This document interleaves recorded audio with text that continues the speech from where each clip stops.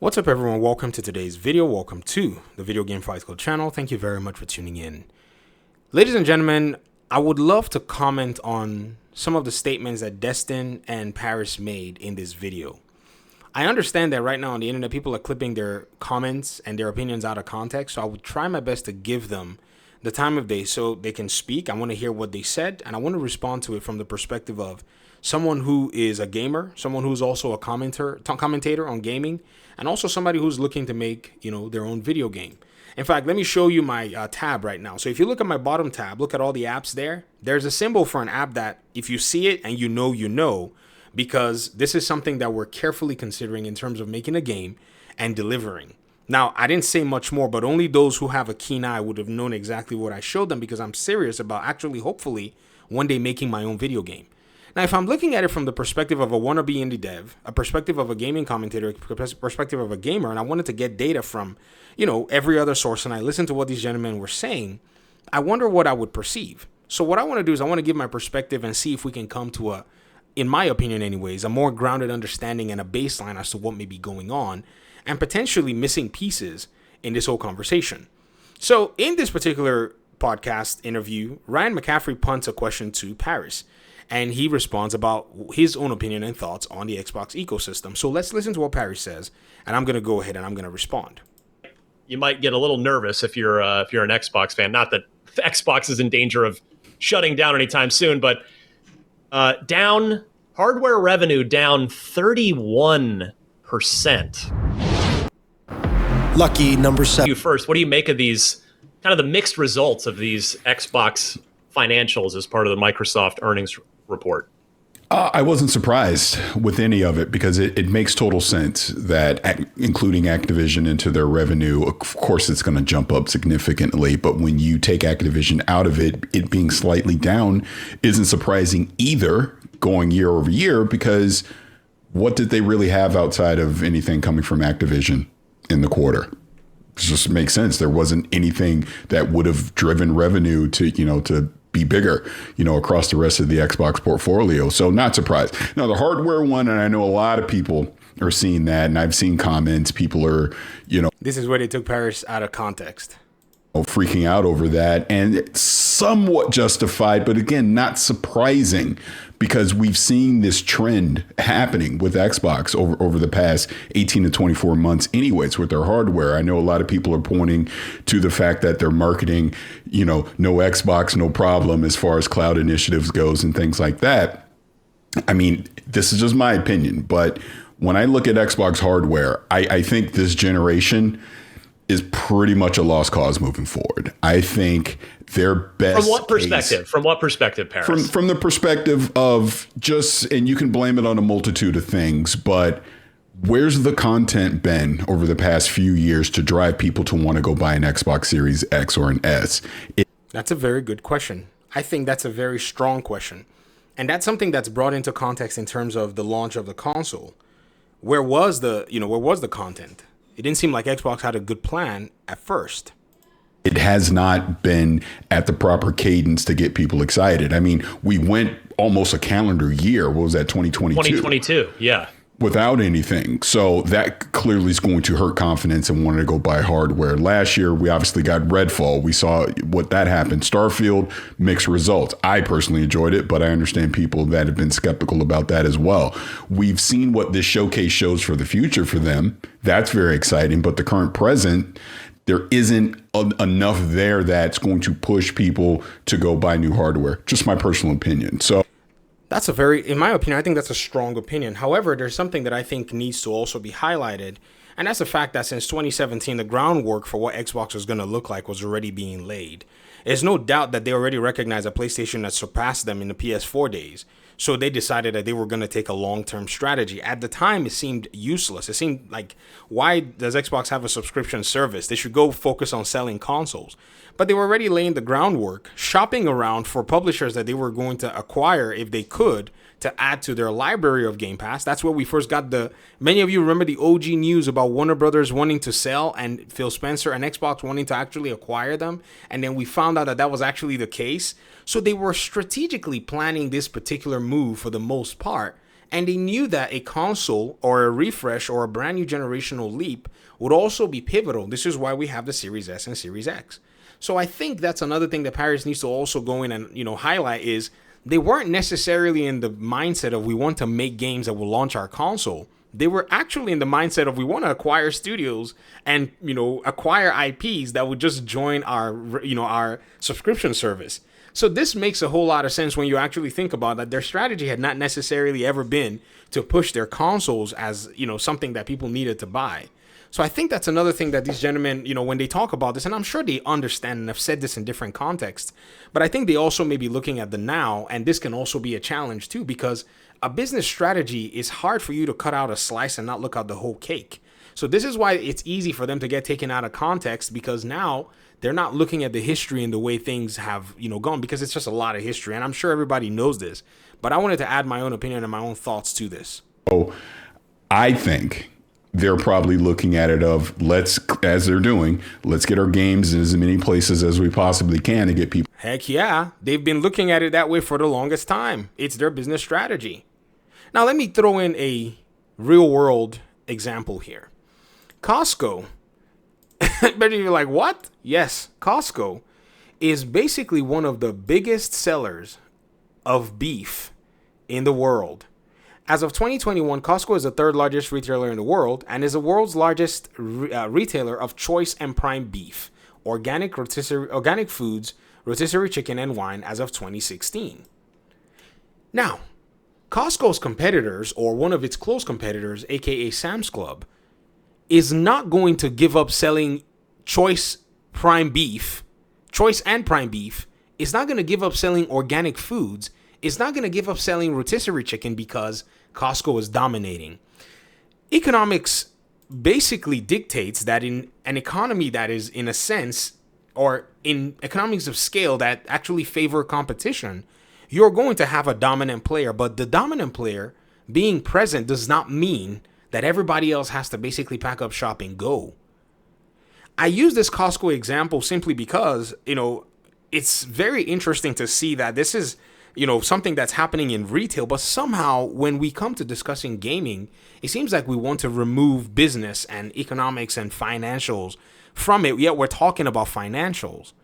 So again, for Parris to say it's a lost cause, and then for Destin to have made his comments without actually providing, or at least speaking about why this even still makes sense, to me is quite shocking. And let's keep going. I wanted to basically highlight this so that you guys can see. People engage with it. They've already said they're not going to stop making hardware, so we know They're not. Sam's is not going to stop selling choice and prime beef. Other retailers of choice and prime beef are not going to stop selling choice and prime beef because one party or a few parties are dominating. If they can serve their audiences where their audiences and customers are, they're okay with it. In fact, Sam's has a very solid strategy to pair its clubs close to its Walmarts. So where there's a Walmart, more than likely you'll find a Sam's Club close by or within 30, mile radius or whatever it is. In fact, I live in a city that has a lot of rural communities around it, and we have one Sam's Club in our city.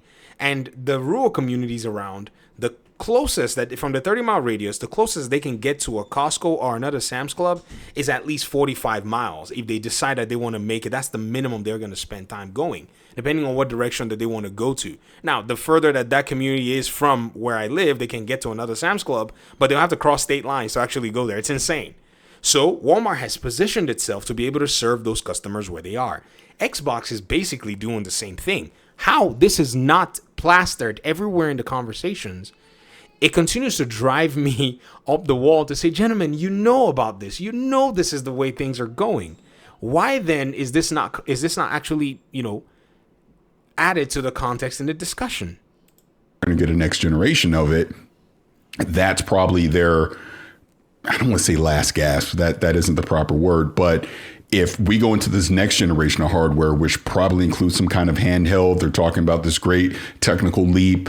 They clearly are going to have a big back catalog of games that are going to be present going into that next generation of gaming. Mm-hmm. If that doesn't do it for them, then yeah, the hardware, Xbox as a hardware manufacturer just won't make sense for them anymore. If they have this multitude of games and you can't utilize that to push people to buy their hardware. Wrong. And I say this with all due respect. Let's bring out the calculator and let's see if that statement that he made, how impactful that statement is. There's an article from back in the day that Xbox, will lose $200 per console. There's another one that says the PS5 is no longer, the $499 PS5 is no longer selling at a loss. This was about 3 years ago, August 2021. However, the digital version of $399 is the one that they were still trying to figure out how to make profitable. Saying that we have this math in place, it means that on a good day, if you sell 10 Xbox Series X's and each one loses $200, you are going to be at a net negative of negative $2,000 while you have to wait to make profit or even break even, with those consoles that were purchased from you. However, if you sell one copy of Starfield above the base amount of copies that you need to sell, you make profit on the $45 immediately. Now, in this $45, some percentage will go to, cost of operating and taxes and expenses, but you're going to make profit directly from that one copy of Starfields that you sold. If you do the PlayStation example, let's just say PlayStation consoles sell at a net neutral. That means Sony loses no money on the $499 PS5 and they sold 10, they're going to make $0. That will be net neutral. If they sold one copy of Ragnarok of that, on top of what they actually sold on PlayStation that broke even and then the extra on top of it, and they sold one of those copies, $45 on Steam, after 30%, after all of what they paid for the developers to do the console port and the marketing and all, and they still make profit on that $45 or maybe $59.99, depending on what they sell it as, on Steam, let's just say $59.99, right? Well, not $455.99, but $59.99, $60. They still make a profit on this compared to the 10 PS5 consoles that they sold. So Parris and the gentleman, with all due respect, if you're not going to factor this into the conversation, then it really is not helpful at the end of the day, because we're missing the context and we're missing the economies of scale and the business 101 that actually goes into console business. We must treat this as a business, especially when we're talking about the financials that relate to this. Before I go to Destin to get his thoughts, Parris, I want to stick with you for a second.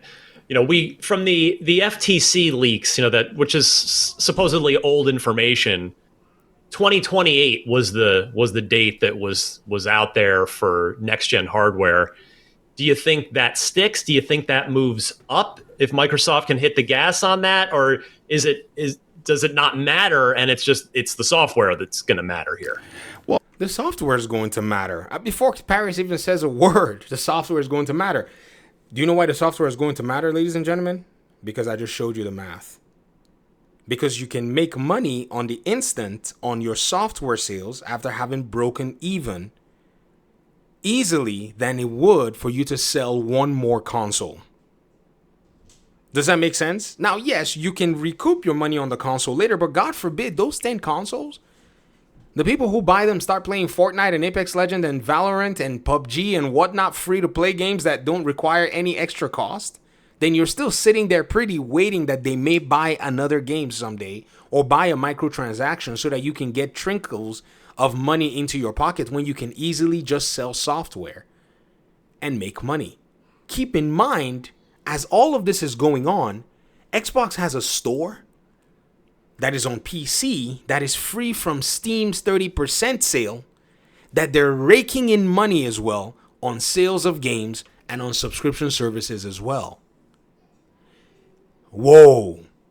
This is very interesting because right now this may not be a big threat. However, the longer this continues to go on and the more this library becomes and continues to be robust, I don't see how PlayStation does not do the exact same thing, seeing that they're basically in a similar predicament.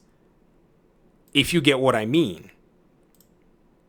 Man, I'm going to have to stop this video after Parris is done because there won't be enough time. I may have to do a part 2 to, follow through with what Destin says. Well, again, we're all talking rumor, speculation or whatever, but it wouldn't shock me if holiday 2026 we saw some kind of new hardware from them. I think when you look at it, that something like a Gears of War E-Day is probably out around that time. Yep. The nostalgia of that going back to the beginning, that is going to be a huge, like if you can pair that with new hardware, you're going to sell new hardware because people are going to want to go play something like that. So I can see them doing that. Not to mention if this handheld thing winds up being a real thing, that's going to have a level of appeal as well too. So I think the calendar moves up. I cannot see this current generation of hardware being stretched out to 2028. That is 4 more years from now. Yeah. Man, I really wish we could apply a little bit of that foresight. It's hard to look ahead when things are rough in front of you, and I understand. A lot of people are different. We're very different in our persuasion. We're very different in the way we approach and the way we look at things. And, somehow, I like to look at things in a forward thinking kind of way. It's bad. There are downsides to it because it prevents me many times, in some cases from focusing on the present. However, this kind of forward thinking is exactly how these gaming companies operate. Ladies and gentlemen, I'm literally sitting here, right? And I'm looking at the PC requirements for God of War Ragnarok. I mean, after many, many months of making videos saying that we're going to be getting these PlayStation games closer and closer on PC and dealing with comments and, basically dissenters and people, roasting me on the internet, they're all silent. Like I don't see them talk about this stuff. They don't mention it until I make a video about it because I had to say, okay, how is PlayStation going to be sustainable in this very competitive market? And it just made sense that they were going to be pushing this timeline of bringing their games to other platforms up and up and up and up. I didn't even think they were going to dare do a day and date, which they've already done one with Helldivers, even though many will say it's a live service game. I don't care. And then they're doing one with the Lego game, and they're doing one with the Until Dawn game. And there's rumor that another one is probably going to be coming with day and date because you cannot be sitting there waiting for hardware. I think the hardware hype is an old school framework and an old school mindset in terms of how this stuff works. And boy, do I wish that, we would start talking in terms of the holistic business side of things. Xbox was in trouble. There's no doubt about that. But with the investment that Microsoft has infused into, Xbox, man, I don't see them basically hedging their bets on just the console as something that recovers it for them. I think there's a lot more in terms of how this whole thing works out, and many are not seeing it right now. I'm gonna stop this video here, and I will continue with another video that will highlight what Destin basically shares, and I'm gonna share the exact same thing. So thanks so much for watching. I appreciate you guys' time and audience. I'd love to hear your thoughts in the comment section. Hit me up. Peace out.